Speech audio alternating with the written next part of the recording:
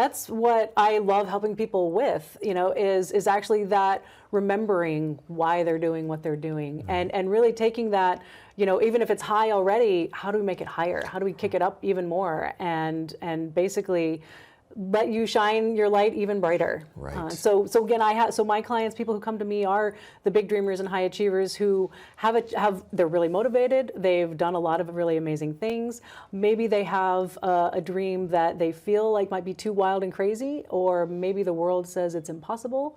Maybe they've had a door shut in their face and maybe they're afraid to dream big again. Obviously that resonates with my astronaut experience. Or Yes. they've kind of achieved all the goals they set for themselves maybe sooner than they expected, and now they're ready to plan for phase 2 or phase 3.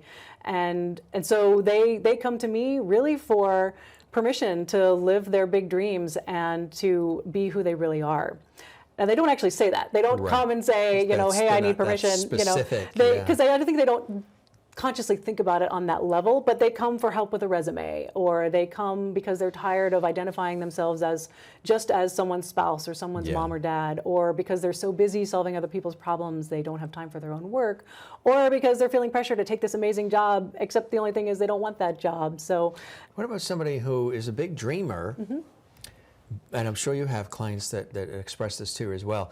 They're a big dreamer, but they've constantly put their dreams on hold to make sure everybody else gets what they want in their dream. They're always caring for everybody else. They're always stopping their world. They're not doing the 7 continents because they're helping everybody else do the 7 continents. Yes. How about that? Yes, and this is actually usually the thing that comes out. This is where actually permission comes in, because at the end of the day, I can't give anyone permission to to do what their heart calls them to do. But at the start of the day, before they believe that they can give it to themselves, I'm happy to give it to them. I'm permissive, as it were. Like, I'll absolutely run with it, so you get off your butt and stop procrastinating, as it were. Because what really does happen, I do end up with a lot of people who are trying to give from an empty cup. They have given and given and given because they've been conditioned and trained from a young age. And we were talking about this a little earlier, but that you have to take care of everyone first, and that you think of yourself last. But what that does to us is that we then try to give from a depleted place.